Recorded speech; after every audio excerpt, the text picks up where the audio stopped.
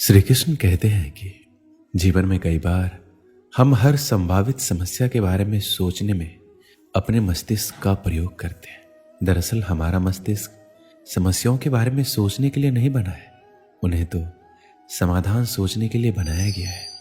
समाधान के बारे में सोचने के बाद हमारे मस्तिष्क का प्रयोग यह सोचने में होना चाहिए किस तरह इन सपनों को साकार किया जाए। डर को अपना गला ना दबाने दें, अपने डर को बाहर निकालें, इसे नष्ट करें, इसे तोड़ें, अपने से दूर करें, छोड़ें और इसे जाने दें। डर की आंखों में आंखें डालकर देखें, इसे चुनौती दें और ये दूर चला जाएगा। डर और चिंता का इलाज कर्म है। डर कर्म को सहन नहीं कर सकता। अपने सपनों का पीछा करें, चिंता ना करें, खुश रहें। डर बाधाएं देखता है, आस्था अवसर देखती है। डर समस्या देखता है, आस्था संभावनाएं देखती है। डर रुकावट का पत्थर देखता है, आस्था सीढ़ी देखती है। अगर आप खुद को कमजोर मानते हैं तो आप खुद का नहीं भगवान का अपमान करते हैं। एक हद तक भविष्य की चिंता करना भी जरूरी है। चिंता हमें मेहनत करने के लिए प्रेरित करती है। ये मानवीय प्रवृत्ति है कि मानव कुछ भी नहीं करना ज्यादा पसंद करते हैं और भविष्य की चिंता ही इस आराम की अवस्था से मनुष्य को बाहर लाती है। परिणाम की चिंता ना हो तो विद्यार्थी उतनी लगन से पढ़ाई ही नहीं करेंगे। मोटापे की चिंता ना हो तो लोग खाने पे रोक नहीं लगाएंगे। और भी बहुत से उदाहरण हैं, लेकिन इन दोनों में यह समझ आ जाता है कि भविष्य की थोड़ी चिंता जरूरी है। अगर आप जरूरत से ज़्यादा परेशानी मोल ले रहे हैं तो बेशक भविष्य की यह अतिरिक्त चिंता आपके लिए चिंता का विषय है। इससे बचने का सबसे आसान तरीका है आज का काम पूरी ईमानदारी से करें। विषय, मुद्दा या बात कुछ भी हो, बस ये देखिए आज आपके पास जो कुछ भी काम था करने को, उसके साथ आपने न्याय किया या नहीं। किसी भी चीज के बारे में अनावश्यक चिंता करते रहना उस परेशानी को बढ़ाएगा, उसका हल कभी नहीं देगा। आज का पर्याप्त परिश्रम ही भविष्य की अनावश्यक चिंता से दूर रखेगा। अपने दिमाग को शांत रखिए और जब भी आप किसी के बारे में अधिक सोच रहे हो तो समझ जाना आप अपनी मुश्किलें बढ़ाने जा रहे हो। श्री कृष्ण कहते हैं हम सभी को योजना बनानी होगी, अन्यथा हम अपने आप को उसी तरह से जाने देंगे जैसे हमारा वातावरण हमें चलाता है, ना कि जिस तरह हम अपने जीवन को जीना चाहते हैं। योजना हमें कल के लिए तत्पर रहने का एक कारण देती है। यह हमें लक्ष्य के लिए काम करने का एक कारण और दिशा देता है। योजना के बिना हम अपने रिश्तों, अपने पैसे, हमारे वित्त, कौशल आदि को भाग्य की दया पर छोड़ देंगे। यह एक प्रकार का जुआ होगा। इससे हमें निराशा और पछतावा हो सकता है। हालांकि भविष्य के बारे में बहुत अधिक चिंता करना आपको व्याकुल कर सकता है। चिंता एक ऐसी बीमारी है जो आपकी मन की सभी खुशियों को खा जाती है। कुछ लोग ऐसे होते हैं जो बहुत ही ज्यादा चिंता करते हैं, इसी वजह से वह कभी खुश नहीं रह पाते। उन्हें किसी भी बात से खुशी नहीं मिलती। वह सिर्फ एक ही बात को लेकर चिंता में डूबे हुए रहते हैं, लगातार उसी बात के बारे में सोचते रहते हैं और चिंता करते रहते हैं।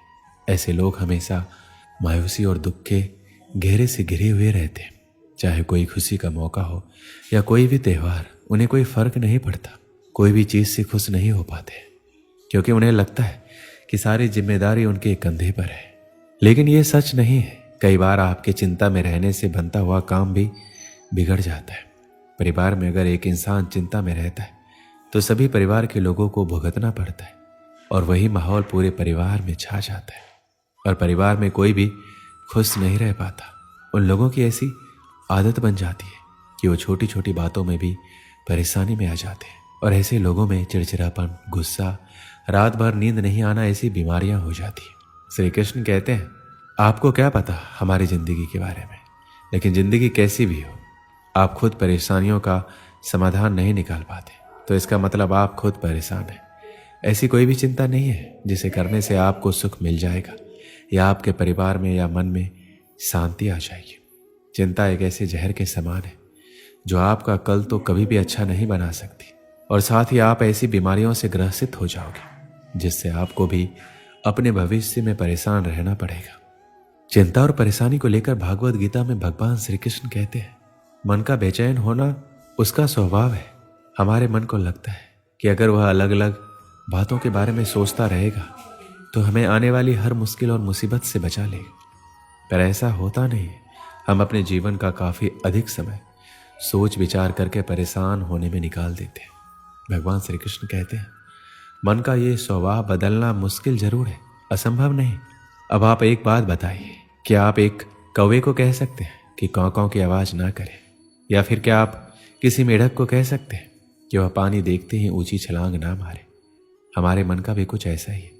जीवन में कुछ भी होता है, अच्छा या बुरा, हमारा मन उस पर काँव काँव करने लगता है। काँव काँव से मेरा मतलब है चिंता करना, व्याकुल होना। कोई बुरी बात होती भी नहीं है और मन परेशानी की ऊंची ऊंची लपेटें लेने लगता है। कभी कभी तो मुझे ऐसा लगता है हम में से कई लोग सिर्फ परेशान होने के लिए जीते हैं। सारी परेशानी, पीड़ा, दुविधा अक्सर हमारे मन की बनाई हुई कहानियां होती है। भगवान श्री कृष्ण हमारे मन को शांत और स्थिर करने के 2 उपाय देते हैं। पहला, ध्यान लगाना या करना। दूसरा, वैराग्य भाव सीखना। अब ध्यान या मेडिटेशन शब्द सुनते ही आप में से कई लोग कहेंगे कि आप आंख बंद करके सांसें अंदर बाहर नहीं ले सकते। ये हम सब गलती कर बैठते हैं। मेडिटेशन या ध्यान का मतलब सिर्फ आंख बंद कर बैठना नहीं होता। मेडिटेशन का मतलब होता है अपना पूरा ध्यान किसी चीज पर लगाना या उससे हटने नहीं देना। अगर आप रोटी बना रहे हैं तो सिर्फ उस बात पर ध्यान दीजिए। अगर आप कोई मूवी देख रहे हैं तो आपका पूरा ध्यान मूवी पर होना चाहिए। ये मत सोचिए कि मूवी देखकर आप अपना कितना वक्त बर्बाद कर रहे हैं। जब आप अपने जीवन के छोटे बड़े काम को पूरे ध्यान से करते हैं तो आपका जीवन ही एक मेडिटेशन बन जाता है। ऐसे जीवन में शांति, स्थिरता, साहस और सफलता का होना अनिवार्य है। वैराग्य का अर्थ ये नहीं है कि आप सब कुछ छोड़कर जंगल में जाकर बैठ जाएं। वैराग्य का सच्चा अर्थ है कि आप जो काम कर रहे हैं उसका क्या नतीजा या रिजल्ट निकलेगा उसकी चिंता ना करें। जैसे अगर आपने कोई इंटरव्यू दिया, आप ये कर सकते हैं कि आप पूरे मन से तैयारी करें और अपना बेस्ट देकर आ जाए। वह नौकरी मिलना या ना मिलना आपके हाथ में नहीं है। इस नतीजे के पीछे अलग अलग चीज़ें जो बिल्कुल आपके वश में नहीं है। तो जिस चीज़ के बारे में आप कुछ नहीं कर सकते उसके बारे में चिंता भी ना करें। यही वैराग्य का सच्चा मतलब होता है और यही है भगवान श्री कृष्ण का दूसरा उपाय, मन को चिंता के लपटों से बचाने का। याद रखिए, आप पूरे के पूरे इंसान हैं, समझदारी, संयम और कुशलता से भरे इंसान। आपका मन जब भी कौवे की तरह अलग अलग बातों पर आपको परेशान करने लगे तब अपने मन को भी प्यार से समझाइए और शांत कर लीजिए। बस अपने ऊपर विश्वास रखिए कि आप कभी अपना बुरा नहीं होने देंगे। एक बार एक मनोविज्ञान के प्रोफेसर छात्रों को पढ़ा रहे थे, जिसमें टॉपिक तनाव यानी स्ट्रेस को कैसे हैंडल किया जाए इसके बारे में कक्षा में सिद्धांत बता रहे थे। उस मनोविज्ञान के प्रोफेसर ने एक गिलास पानी उठाया। सभी छात्र ये सोचने लगे हमसे आधा गिलास खाली या आधा गिलास भरा के बारे में सवाल किया जाएगा। लेकिन मनोविज्ञान के प्रोफेसर ने ये सवाल नहीं किया। उसने किया, मैं कितना भारी पानी का गिलास पकड़ रहा हूँ। सभी छात्रों ने अलग अलग जवाब दिए। किसी ने बोला 500 ml, किसी ने बोला 200 ml। सभी के अलग अलग जवाब थे। मनोविज्ञान के प्रोफेसर ने उत्तर दिया, मेरे दृष्टिकोण से इस गिलास का पूर्ण भार से कोई मायने नहीं रखता। यह सब इस बात पर निर्भर करता है कि मैं गिलास को कितनी देर तक पकड़ता हूँ। अगर मैं इस गिलास को 1 या 2 मिनट के लिए पकड़ता हूँ तो ये मुझे हल्का लगेगा, और मैं इसे 1 घंटे के लिए पकड़ता हूँ तो मुझे भारी लगेगा। वही मैं इसे 1 दिन के लिए पकड़ता हूँ तो मुझसे ये नहीं होगा, मेरा हाथ सुन्न हो जाएगा और मुझे गिलास को छोड़ना पड़ेगा। कक्षा में उपस्थित सभी छात्रों ने सहमति से अपना सिर हिलाया। मनोविज्ञान के प्रोफेसर ने अपनी बात जारी रखते हुए कहा कि जीवन में आपके तनाव और चिंता है पानी के इस गिलास की तरह होती है। अगर आप तनाव के बारे में या चिंता के बारे में कुछ देर सोचेंगे तो कुछ नहीं होगा, लेकिन आप चिंताओं और तनाव के बारे में पूरे दिन सोचते रहेंगे तो आपका माइंड सुन्न हो जाएगा। आप अपने रास्ते से भटक जाएंगे और आप जीवन में कुछ भी करने के लायक नहीं रहेंगे। इस कहानी से हमें ये प्रेरणा मिलती है कि तनाव के बारे में और चिंता के बारे में ज़्यादा नहीं सोचना है हमें, यानी कि अपने जीवन में तनाव और चिंता से दूर रहना है। अगर जीवन में कुछ परेशानी है तो कुछ समय के लिए तनाव में रहें, बाकी जीवन में मस्त रहें, नहीं तो आपका माइंड सुन्न हो जाएगा और आप कुछ भी करने के लिए असमर्थ रहेंगे। दोस्तों, इस वीडियो में बस इतना ही। मिलते हैं अगली वीडियो में। अपना ख्याल रखिएगा। जय श्री कृष्ण।